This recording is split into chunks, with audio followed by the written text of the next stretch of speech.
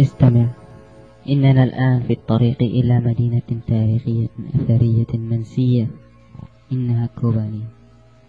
أما هذا فهو الفرات، شريان الحياة في المنطقة وعشق سكانها، وأول ما يخطر ببالنا ونحن ماضون إلى هناك.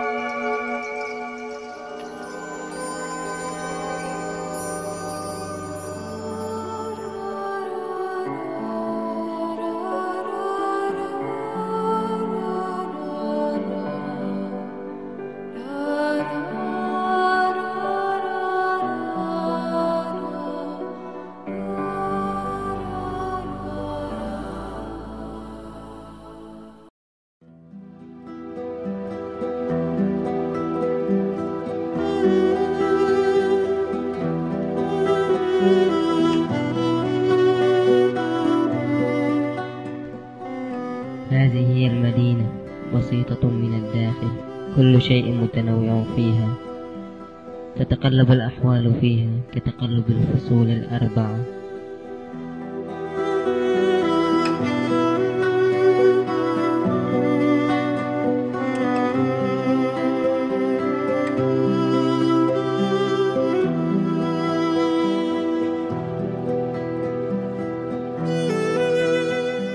تشهد المدينة حاليا تطورا عمرانيا هاما، حيث يغلب على الأبنية الطراز المعماري الحديث.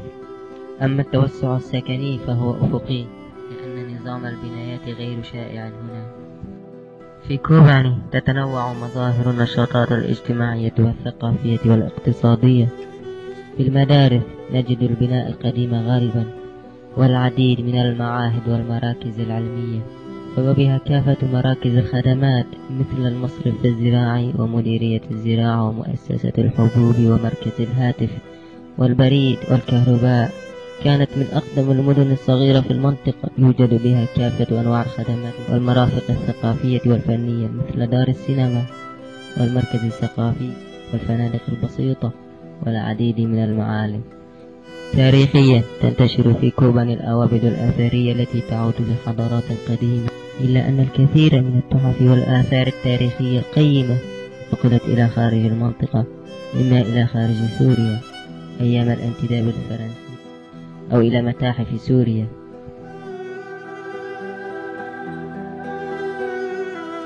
الجوامع مظهر مميز أيضا، وهذا المسجد بالذات يعد من أقدم الأبنية في كوباني.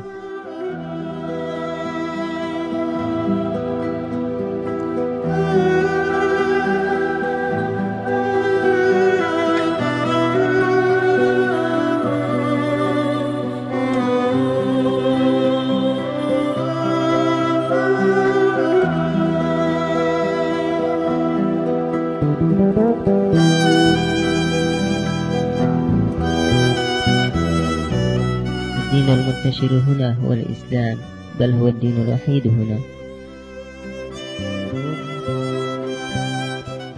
الناس يتكلمون اللغة الكردية كلغة أساسية، ويدرسون العربية والإنجليزية كلغتها الثانوية.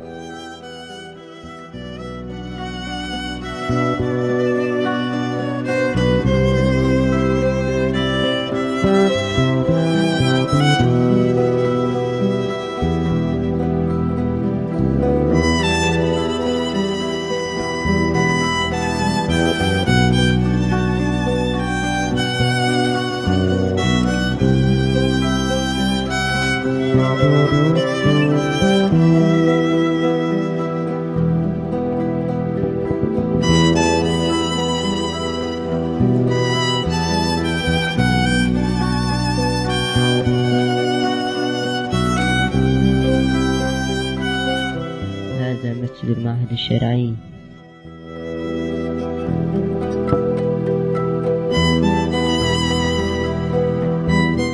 وهذه المئذنة أكبر المآذن، لم يمضي على بنائها سوى بضع سنين، ولكن رغم ذلك تظهر عليها آثار الشيخوخة.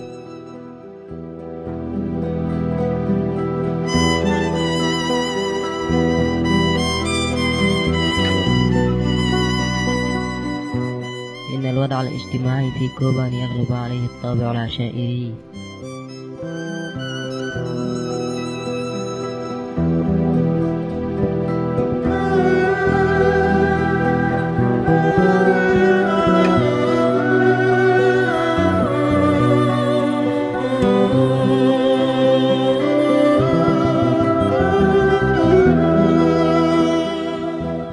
واشتهر في كوباني الفن الفلكلوري، ومن أشهر المطربين الفلكلوريين باقي خضر،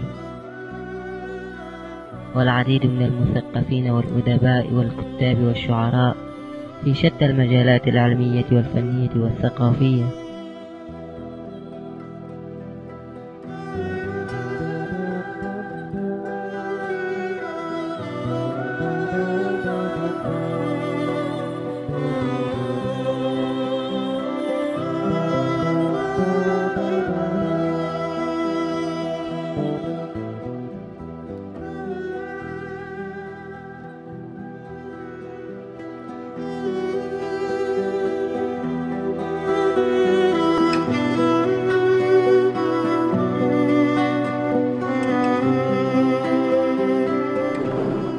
مع توسع المدينة وجفاف ينابيعها، فقد تعددت وتخصصت الأحياء السكنية فيها، فهناك سوق للصناعة مشهور بإنتاج الصهاريج وحفارات الآبار، والتي تشكل ما يقارب نصف واردات السكان.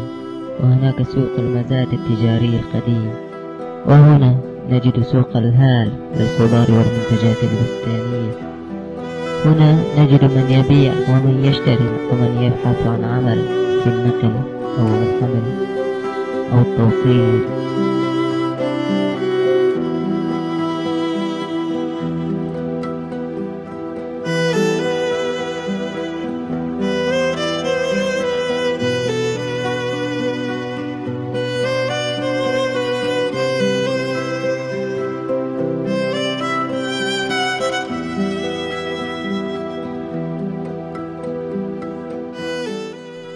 البضائع متنوعة، والكثير منها من إنتاج كوباني نفسها أو أنها مستوردة.